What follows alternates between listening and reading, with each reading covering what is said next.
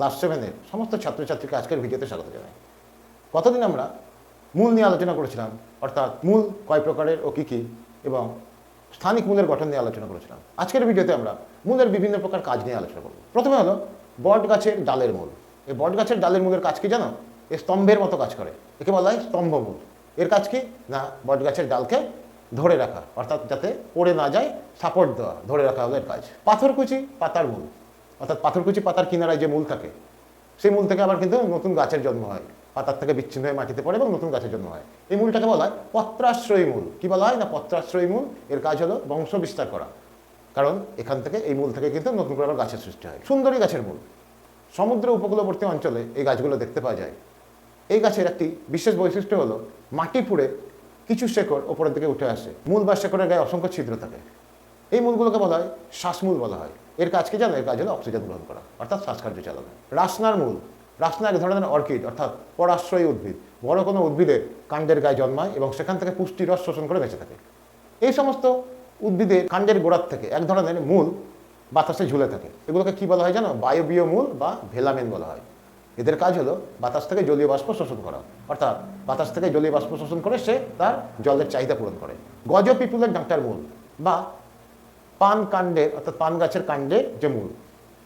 তোমরা অনেকে পান গাছ দেখেছো বা পানের বরজ দেখেছো। পানের বরজে দেখেছো তো যে পান কোনো কিছুকে লতিয়ে ওপরের দিকে ওঠে। তেমনি গজ পিপুল বলে একটা গাছ আছে, যেগুলো কোনো বড় গাছ, যেমন তাল বলো, খেজুর বলো, এগুলোকে পেঁচিয়ে ওপরের দিকে ওঠে। এই গজ পিপুলের ডাঁটার মূল, এর কাজ কি? অন্য কোনো গাছকে আঁকড়ে ওপরের দিকে ওঠা। এই ধরনের মূলকে কি মূল বলা হয় জানো? আরোহী মূল বলা হয়। আরোহী, আরোহী মানে আরোহণ করা, আরোহী মূল বলা হয়। কেয়া গাছের কাণ্ডের নিচের দিকের মূল। কেয়া গাছের কাণ্ডের নিচের দিক থেকে এক ধরনের বিশেষ মূল বেরোয়, যাদেরকে বলা ঠেস মূল। এর কাজ হলো কাণ্ডকে ঠেস দিয়ে সোজা করে ধরে রাখতে সাহায্য করা। মূলও একটি বিশেষ প্রকৃতির মূল। এই মূলকে বলা হয় সঞ্চয়ী মূল। এর কাজ হলো খাদ্য সঞ্চয় করা। আরেকবার বলছি, মূলকে বলা হয় সঞ্চয়ী মূল। এর কাজ হলো খাদ্য সঞ্চয় করা।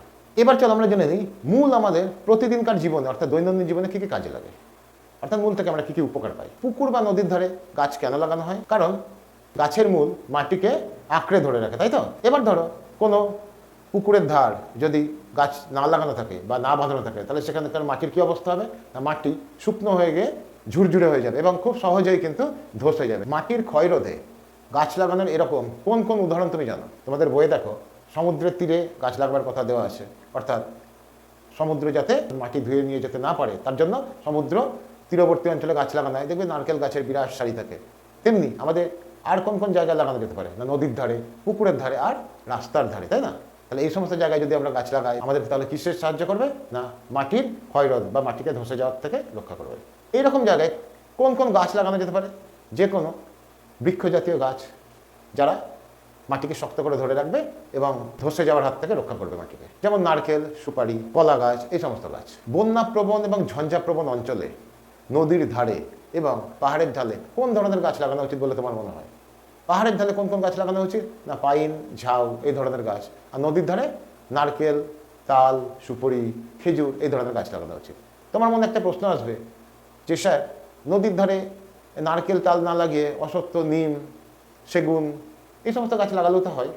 ঠিকই বলছো তুমি, এই সমস্ত গাছ লাগালেও হয়, কিন্তু এদের চেয়েও বেশি ভালো হবে নারকেল, তাল, সুপুরি, খেজুর এগুলো লাগানো। কারণ নারকেল, তাল, খেজুর এই সমস্ত গাছের কিন্তু গুচ্ছমূল থাকে, আর গুচ্ছমূল খুব শক্ত করে মাটিকে ধরে রাখে।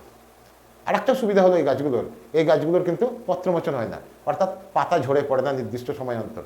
তার ফলে পুকুরও কিন্তু নোংরা হয় না। কিন্তু ওই সমস্ত গাছগুলো লাগালে, নিম, অশ্বত্থ লাগালে কিন্তু বছরের সমস্ত ঋতুতে পাতা ঝরে পড়ে এবং পুকুর কিন্তু নোংরা হয়। এই জন্যই এই ধরনের গাছগুলো লাগানো উচিত। মরুভূমি বিস্তার রোধে তোমার কি করা উচিত বলে মনে হয়? তা মরুভূমি বিস্তার রোধে কী ধরনের গাছ? মরুভূমিতে যে কোনো গাছ জন্মাবে না। যে ধরনের গাছগুলো জন্মায়, যেমন খেজুর গাছ, বাউবাব গাছ, সাগুয়ারো গাছ এবং বিভিন্ন প্রকার ক্যাকটাস, তার মধ্যে ফণিমনসা, এই ধরনের গাছ লাগাতে হবে এবং পুকুর খনন করে জলাশয় নির্মাণ করতে হবে। এগুলোই করা উচিত। কোন কোন গাছের মূল মানুষ খাদ্য হিসেবে গ্রহণ করে এবং বছরের কোন সময় গ্রহণ করে? একটু ভালো করে খেয়াল করে দেখতে পাওয়া যাবে যে শীতকালে কিন্তু আমরা বিভিন্ন মূল খাই। হ্যাঁ, মূল খাই। কোনগুলো বলো তো? মূলো, বিট, গাজর, শালগম, কচু, এগুলো কিন্তু মূল। এগুলো কিন্তু শীতকালেই পাওয়া যায় এবং শীতকালে আমরা প্রচুর পরিমাণে খেয়ে থাকি। এবার কোন কোন গাছের মূল থেকে আমরা ওষুধ পাই? সর্পগন্ধা গাছের মূল, যার থেকে আমরা রেসারপিন নামক ওষুধ পাই, যেগুলো উচ্চ রক্তচাপ কমানোর ওষুধ তৈরি হয়। এছাড়া নিম, বেল, এই সমস্ত গাছের মূল থেকে কিন্তু ওষুধ তৈরি হয়। আজকের ভিডিওটা এই পর্যন্তই। তবে যাবার আগে তোমাদের কাছে আমার একটা প্রশ্ন আছে, যে প্রশ্নটা হলো সুন্দরী গাছের মূলকে কী বলা হয়? আরেকবার বলছি, সুন্দরী গাছের মূলকে কী বলা হয়? প্রশ্নটি তোমরা অবশ্যই কমেন্ট করে জানিও।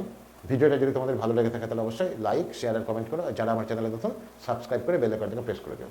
সবাই তোমরা ভালো থাকো, দেখা হবে আবার নেক্সট ভিডিও।